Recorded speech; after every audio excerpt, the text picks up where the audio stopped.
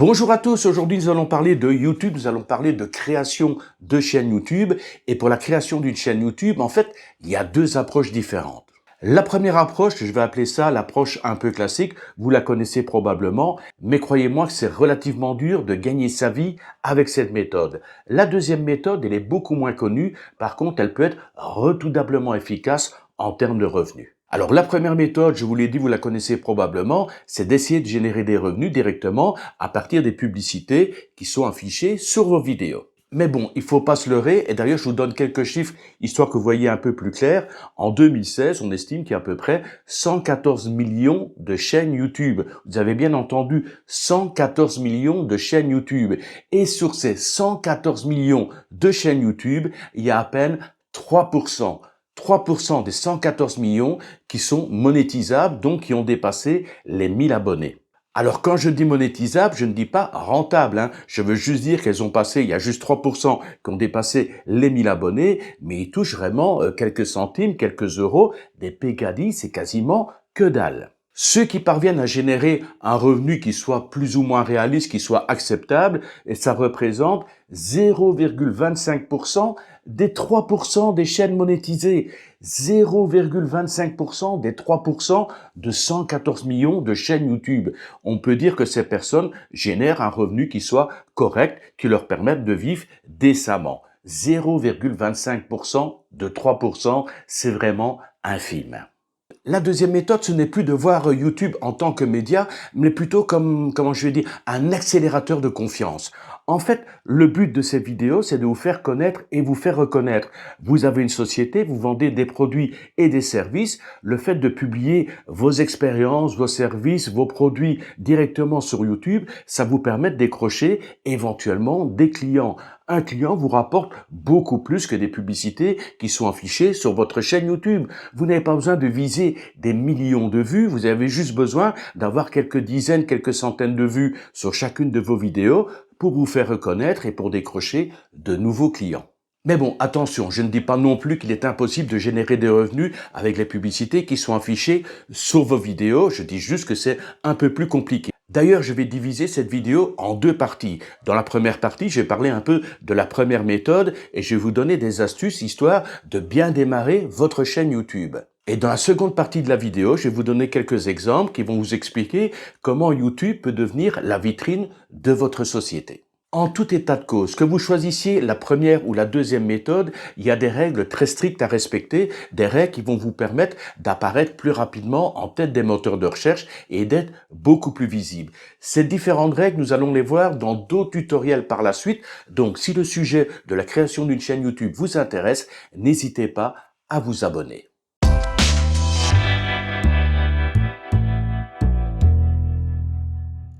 Nous attaquons donc la première méthode, celle de générer des revenus à partir des publicités qui sont publiées sur vos vidéos. Chose très importante à savoir, au niveau de YouTube, il y a ce qu'on appelle des niches. Une niche, c'est en fait la thématique que vous allez choisir pour votre chaîne YouTube. Eh bien, il y a des thématiques qui payent très bien et des thématiques qui ne payent absolument pas, voire quasiment rien du tout. Donc le premier point, c'est de choisir une bonne thématique. Mais pas que. Vous avez des thématiques qui peuvent être bonnes, mais avec des vidéos qui ont une durée de vie très limitée. Juste un pic au moment où vous publiez votre vidéo et ensuite elles disparaissent aussi vite, alors que d'autres thématiques, d'autres vidéos vont perdurer dans le temps et vont continuer à vous rapporter des revenus 6 mois, 1 an, 2 ans, 10 ans plus tard. Donc c'est plutôt ce genre de niche qu'il faut viser. Un petit exemple vaut mieux qu'un long discours, je vais vous présenter deux graphiques. Ces graphiques sont tirés directement de mes deux chaînes YouTube. Ma chaîne YouTube qui est dédiée à l'expatriation en Thaïlande et ma chaîne YouTube que vous connaissez ici, Top Tutor Web. Je vous affiche les chiffres, je n'ai absolument aucun secret, aucun tabou et vous allez vite comprendre la différence entre deux thématiques. Regardez ces deux graphiques. Le graphique du haut, c'est celui qui correspond à ma chaîne dédiée à l'expatriation en Thaïlande. Le graphique du bas, c'est la chaîne que vous êtes en train de suivre actuellement, la chaîne de tutoriels. Regardez ce premier graphique, le graphique du haut. C'est ce qu'on appelle une chaîne de flux. On voit des pics très hauts dès que je publie, suivis de chutes brutales. Pourquoi? Parce que c'est du contenu lié à l'instant présent, comme par exemple de l'actualité en Thaïlande. Alors ça peut être passionnant sur le moment, mais une fois consommé, la vidéo tombe dans l'oubli. Et bien sûr, ce ne sera pas une vidéo qui sera recherchée par la suite, parce que les recherches via Google, c'est également quelque chose de très important. Bref, ce type de thématique, c'est une course permanente. Si je m'arrête de publier, le trafic s'arrête également. Maintenant, observez le second graphique juste en bas. C'est ce qu'on appelle une chaîne de stock. Ici, les courbes sont beaucoup plus stables. Certes, il y a des petits bonds quand il y a une nouveauté qui sort, mais le niveau ne redescend jamais à zéro. C'est parce que ces vidéos répondent à des questions que les gens se posent tous les jours, même 2 ans après la mise en ligne. Chaque tuto est un actif qui travaille pour moi 24 heures sur 24. C'est une croissance beaucoup plus saine et beaucoup moins stressante sur le long terme. Alors ne vous en faites pas, dans un instant, je vais vous donner des exemples pour comparer un petit peu des thématiques à flux et des thématiques à stock. Mais avant d'attaquer ça, je voudrais vous montrer quelque chose de très important sur les graphiques et vous allez voir, ça va faire toute la différence. Regardez un petit peu le graphique du haut, donc sur la Thaïlande. J'ai 450 000 vues sur l'année. Ces 450 000 vues m'ont permis de générer 1635 $ sur l'année. Maintenant, quand je regarde mes vues au niveau de Top Tuto Web, ma chaîne de tutoriel, regardez, j'ai quasiment un peu plus du double de vues, 942 000 vues, donc je devrais avoir un peu plus du double au niveau des revenus. Et non, j'ai 4 fois plus de revenus que sur ma chaîne dédiée à la Thaïlande. Le double de vues, mais plus de 4 fois les revenus de ma chaîne sur la Thaïlande. Le secret de tout ça, c'est simple, ça se résume en 3 lettres, RPM, le revenu par 1000 vues. Le RPM, le revenu par 1000 vues, c'est une chose que vous allez découvrir sur vos analyses de YouTube dès lors que vous dépassez les 1000 abonnés et que vous allez commencer à monétiser vos chaînes YouTube. Important à savoir, ne croyez pas que tout le monde gagne la même chose en fonction des publicités. Ça dépend avant tout de l'annonceur. Alors, il y a les petits annonceurs, en fait, les gens qui vont publier sur des chaînes un peu généralistes, qui n'ont pas trop d'abonnés. Donc voilà, ils publient des annonces et ils payent très peu cher pour que les annonces puissent être publiées sur ce type de chaîne. Donc ils vont payer 2 $, 3 $, 4 $, 5 $ par 1000 vues, sachant bien sûr que sur ces 3, 4, 5 $ qui sont payés par l'annonceur, vous allez toucher, vous, 55% de cette somme et YouTube va garder 45% pour lui. Alors là où vous gagnez le plus, c'est dès lors que vous avez une chaîne qui est spécialisée, et bien sûr spécialisée dans une thématique où les annonceurs sont prêts à payer très cher pour apparaître sur vos vidéos. Je vous donne un exemple. Il y a des annonceurs qui vendent des logiciels de montage qui vendent plusieurs centaines ou plusieurs milliers d'euros, ou des solutions par abonnement qui au final rapportent autant d'argent que d'acheter un gros logiciel. Donc ces annonceurs sont prêts à mettre beaucoup d'argent pour apparaître sur les meilleures chaînes. Dès lors qu'ils trouvent une chaîne qui est dédiée au montage vidéo, que la personne a plusieurs milliers d'abonnés, ça les intéresse et ils vont dire « Ok, je mets mes publicités sur ce type de vidéo ». Ils vont regarder également quelle est la moyenne d'âge des gens qui regardent. Si c'est tous des jeunes qui ont entre 18 et 22 ans, ils n'ont pas un gros pouvoir d'achat. Par contre, si la majorité des gens qui visitent cette chaîne, ils ont entre 30 et 45 ans, c'est des gens qui ont un pouvoir d'achat, qui sont actifs et qui sont potentiellement aptes à acheter le logiciel qui peut être présenté lors de la publicité. Ne vous en faites pas, je vais vous dévoiler bien sûr les thématiques qui rapportent le plus, mais avant ça, je voudrais vous présenter en exemple 2 graphiques qui viennent directement de mes chaînes YouTube. Je vous ai promis d'être totalement transparent, je ne vous cache rien. On va regarder un petit peu les RPM, vous allez voir très vite comment ça fonctionne. Les RPM sur ma chaîne dédiée à la Thaïlande et les RPM de ma chaîne Top Tuto Web que vous êtes en train de suivre actuellement. D'ailleurs, en parlant de suivi, si vous avez juste 2 petites secondes à me consacrer, juste pour descendre sous la vidéo et de cliquer sur le petit like, ça va permettre de booster un petit peu le référencement de cette vidéo. Donc, dès lors que vous appréciez le contenu que je propose, que vous appréciez ma transparence, que vous appréciez ma pédagogie, tout ce que je vous demande, c'est juste de prendre 2 petites secondes et de cliquer sur le petit pouce sous la vidéo. Alors, où trouver ces fameux RPM sur vos chaînes YouTube? Vous êtes ici sur votre tableau de bord, regardez sur la gauche, tableau de bord. On va aller directement ici dans Données analytiques. Je sélectionne. Dans le menu du haut, Aperçu, contenu, audience, revenus, c'est l'onglet Revenus qui nous intéresse. Je sélectionne. Alors c'est une chaîne dont j'ai pas tellement le temps de m'en occuper pour l'instant et regardez, les revenus janvier, décembre, novembre, octobre, septembre, août, c'est pas folichon, enfin c'est pas grave. Et regardez ici sur la droite, nous avons performance des contenus. Et regardez le petit onglet ici, revenu pour 1000 vues, RPM, 3,90, c'est la moyenne. Mais bon, la moyenne ne me suffit pas, je voudrais avoir plus d'informations pour voir un petit peu les vidéos qui fonctionnent bien et celles qui rapportent moins, afin de concentrer peut-être les futures vidéos sur des thématiques qui ont un plus gros RPM. Donc je clique ici sur le bouton « Voir plus ». Et pour avoir une idée quand même qui soit plus concrète, regardez ici sur la gauche, la période par défaut est placée sur 28 jours. Donc une analyse sur les 28 derniers jours, je vais prendre carrément une analyse sur la dernière année. Ça permettra d'avoir un peu plus d'informations. Donc je clique sur la petite flèche et je sélectionne 365 jours. Il m'affiche de nouveau les analyses, mais cette fois-ci sur l'année en cours. Et pour l'année en cours, regardez, sur ma gauche ici, j'ai les vidéos. Et sur la droite ici, regardez, RPM, j'ai une moyenne de 3,71 $ par 1000 vues. Mais c'est pas pour ça que toutes mes vidéos me rapportent 3,71 $. Je vais faire défiler un petit peu. Regardez ici.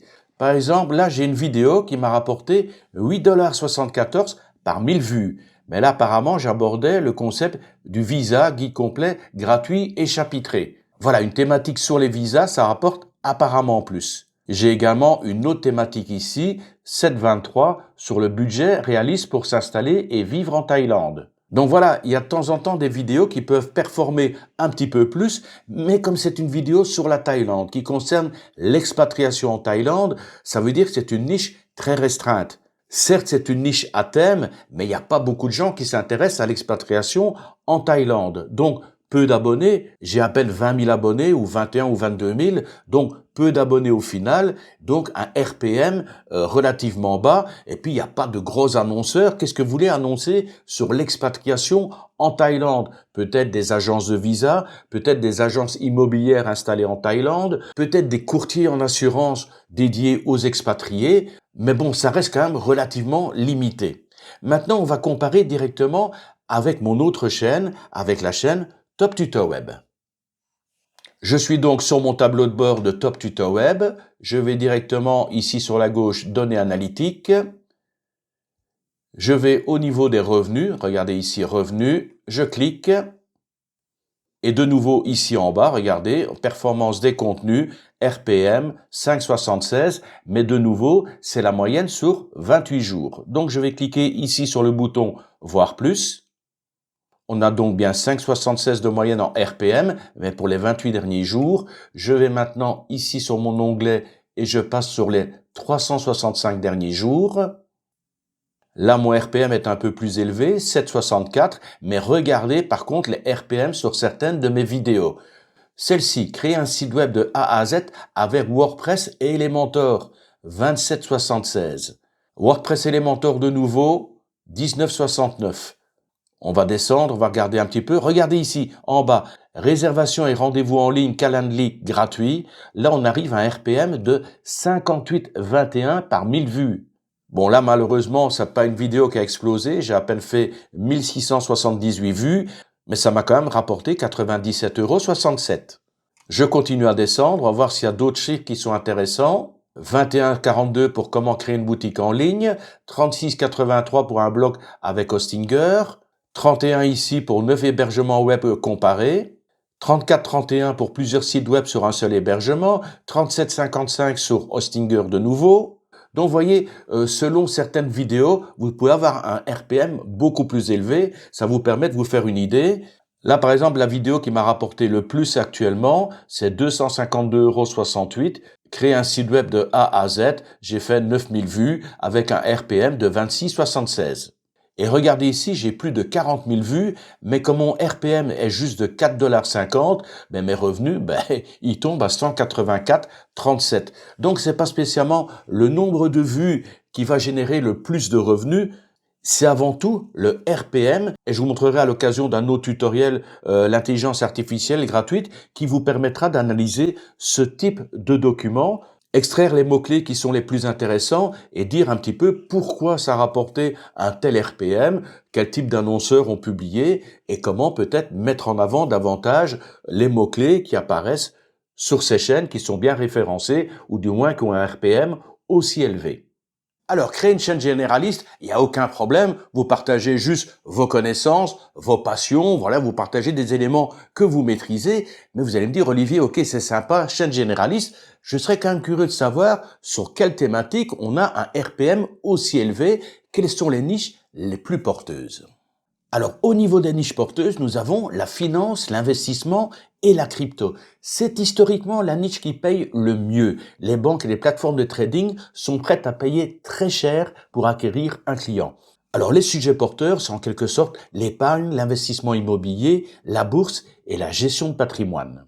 Ensuite, nous avons l'entrepreneuriat et le business en ligne. Tout ce qui aide les gens à gagner de l'argent ou à créer une activité est extrêmement bien rémunéré. Les sujets porteurs, l'e-commerce, le dropshipping, le marketing digital et les outils pour les entrepreneurs. Ensuite, nous avons l'intelligence artificielle et la productivité. C'est la niche qui a explosé le plus récemment. Les entreprises qui développent des outils d'IA sont en concurrence très féroce. Les sujets porteurs, tous les tutoriels sur les nouveaux outils d'IA, l'automatisation du travail et le gain de temps. Autre niche porteuse, la technologie et le matériel informatique. Ça fonctionne toujours très bien grâce à des lancements constants de nouveaux produits. Au niveau des sujets porteurs, les tests de smartphones, les setups de bureaux, les composants PC et les gadgets innovants. Et je vais terminer cette petite liste avec le développement personnel et l'éducation. Les gens investissent de plus en plus dans leur propre formation et leur bien-être. Les sujets porteurs, apprentissage des langues, tutoriel des logiciels complexes, comme DaVinci par exemple, que je présente sur cette chaîne, et psychologie appliquée. Voilà, j'espère que cette première partie vous aura quand même appris certaines choses. Nous allons attaquer maintenant la seconde partie. Ça va être assez rapide, ne vous en faites pas. Je vous expliquais qu'effectivement, on pouvait utiliser YouTube, essayer de générer des revenus à partir des vidéos, en fonction des publicités qui vont être placées sur nos vidéos. Mais j'ai également dit qu'il y avait une autre option pour gagner sa vie avec YouTube, ou plutôt que YouTube allait être un des éléments qui allait vous permettre de gagner votre vie. On passe directement à la deuxième partie.